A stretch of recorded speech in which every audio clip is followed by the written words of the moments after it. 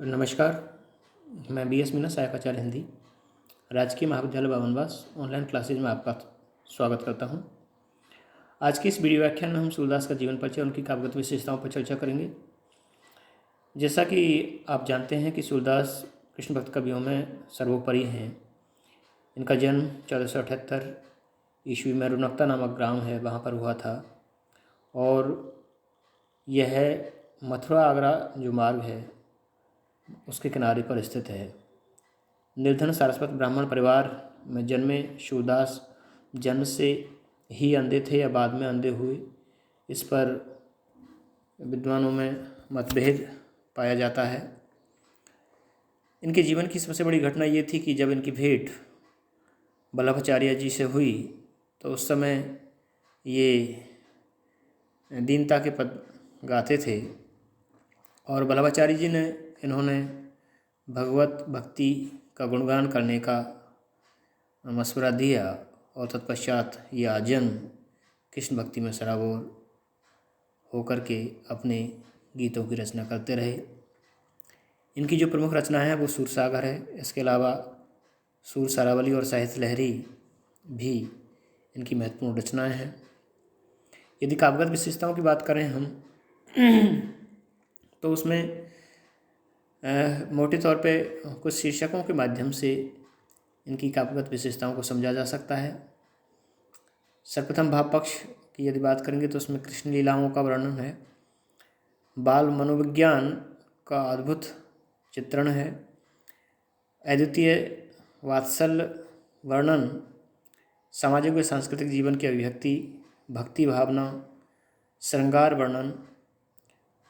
इसके अलावा इनका जो भ्रमर गीत काव्य परंपरा है उसमें जो इन्होंने वर्णन किया है उद्धव और गोपियों के बीच जो संवाद हुआ है वह अपना एक अलग स्थान रखता है। प्रकृति चित्रण को भी हम इनकी जो भावगत विशेषता हैं उसके अंतर्गत उसका विश्लेषण हम कर सकते हैं। तो सर्वप्रथम कृष्ण की बाल लीलाओं को वर्णन की बात करें तो इन्होंने शुद्ध भक्ति भाव से कृष्ण की बाल लीलाओं के साथ साथ राधा कृष्ण की प्रेम लीलाओं का भी अत्यंत मनोहारी वर्णन किया है।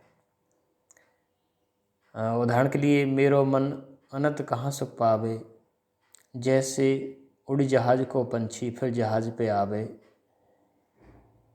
कमल नैन को छांड महात्म और देव को ध्यावे, परम गम को छांड पियासो दुर्मद कूप खनावे, जिह मधुकुर अम्बुज रस चाख्यो क्यों करील फल भावे, सूरदास प्रभु काम धेनु तज छेरी कौन दुहावे।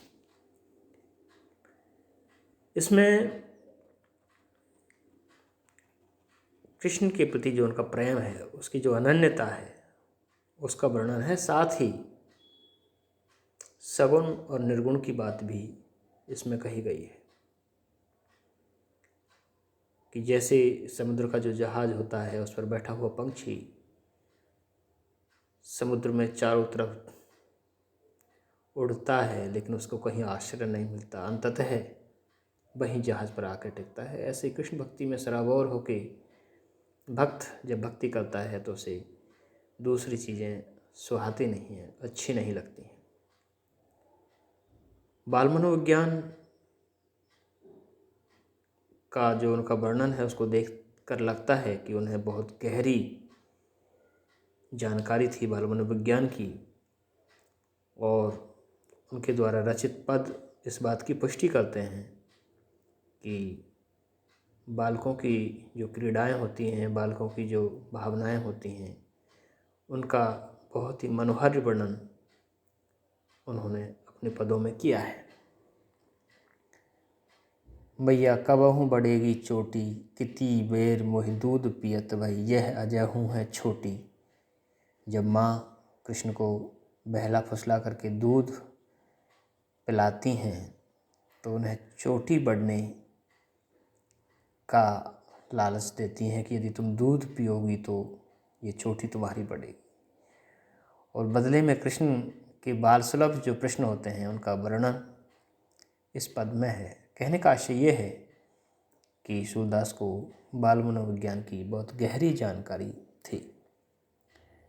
अद्वितीय वात्सल्य वर्णन।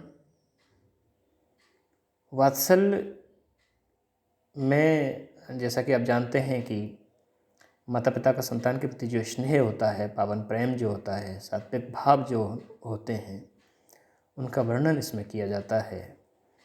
और जब कृष्ण छोटे थे और माँ यशोदा उनको पालने में झुलाती हैं, तो बच्चे की जो हरकतें होती हैं वो ठीक आज भी ऐसा हम देख सकते हैं। माता यशोदा बच्चे को झुलाती हैं और पालना जो होता है, अब तो वो पालने के रूप बदल चुके हैं। अदरवाइज़ पहले जो खाट होती थी उसके दोनों तरफ कपड़े का एक जो होती थी उसको दोनों तरफ बांध के और उससे झूला बना लिया जाता था। तो यशोदा हरि पालने झुलावे, हलरावे दुलरावे मल्हावे, जोई सोई कछु गावे, मेरे लाल को आओ निंदरिया, काहे न का आन सुलावे, तू काहे न बेघई आवे, तो कहाँ न बुलावे।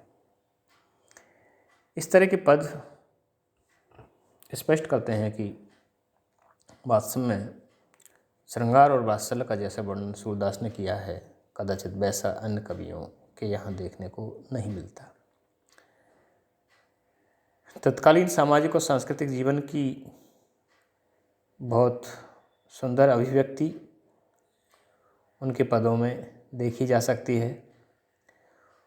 तत्कालीन युग में प्रचलित जो धर्म साधना है, अनेक संप्रदाय हैं, साधकों की जो वेशभूषा है, खान पान है आदि का वर्णन, और भ्रमर गीत जो है उसमें अद्वैतवादियों की अच्छी खबर ली गई है।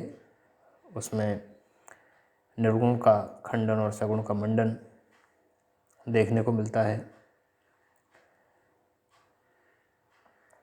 उनकी जो भक्ति भावना है तो वो सगुण भक्ति में अपनी जो रचनाएं हैं वो सगुण भक्ति की उनकी प्रमाण हैं, और उसमें प्रेम भक्ति के साथ साथ दास्य सख्य और माधुर्य भाव भी देखने को मिलते हैं। श्रृंगार का जो वर्णन है उसमें भी सूरदास का कोई सानी नहीं, और श्रृंगार के संयोग और वियोग दोनों ही पक्षों का बड़ा ही मनोहर वर्णन उनकी रचनाओं में देखा जा सकता है। बूझत श्याम कौन तू गोरी, कहाँ रहत काकी है बेटी, देखी नहीं कहूँ ब्रज खोरी, काहे को हम ब्रजतन आवत, खेलत रहत आपनी फोरी। फिर राधा कहती है कि सुनत रहत शिवनंदन डोठा, फिरत रहत करत रहत माखन दधि चोरी। फिर कहते हैं कि कहा तुमरो कहा चोर हम ले हैं, खेलन चलो संग मिली जोरी, सूरदास प्रभु रसिक शिरोमणि, बातन भरे राधिका भोरी। तो ये श्रृंगार का, संयोग श्रृंगार का बड़ा सुंदर उदाहरण है। प्रकृति का जो चित्रण है वो आलम्बन और उद्दीपन दोनों ही रूपों में सूरदास की रचनाओं में देखा जा सकता है। ब्रज के जो बाग हैं, तालाब हैं, नदियां हैं, कुंज हैं, करील हैं, उन सब का बहुत ही सुंदर वर्णन। इसके अलावा वहाँ की जो घास है, आप वहाँ का जो पशु जगत है, उन सब का बहुत ही सुंदर वर्णन इनकी रचनाओं में देखा जा सकता है। अब यदि इनके शैल्पिक पक्ष को हम देखें तो भाषा की यदि बात हम सर्वप्रथम करें तो ब्रजभाषा का बहुत सुंदर वर्णन, या ब्रजभाषा में बहुत सुंदर काव्य सृष्टि इनके द्वारा की गई है। छंद अलंकारों की बात करें तो उपमा, दृष्टांत, उत्प्रेक्षा आदि लगभग सभी अलंकार जिसमें शब्द अलंकार और अर्थ अलंकार दोनों ही समाहित हो जाते हैं। छंदों का भी बहुत सुंदर प्रयोग इन्होंने किया है अपनी रचनाओं में। कहने का आशय यह है कि सूरदास का काव्य हिंदी साहित्य की अद्वितीय निधि है, और उन्होंने न केवल भाषा के स्तर पर बल्कि भाव के स्तर पर अपना सर्वश्रेष्ठ दिया है और साहित्य इसके लिए सदैव सूरदास का ऋणी रहेगा। आज के लिए इतना ही पर्याप्त। धन्यवाद।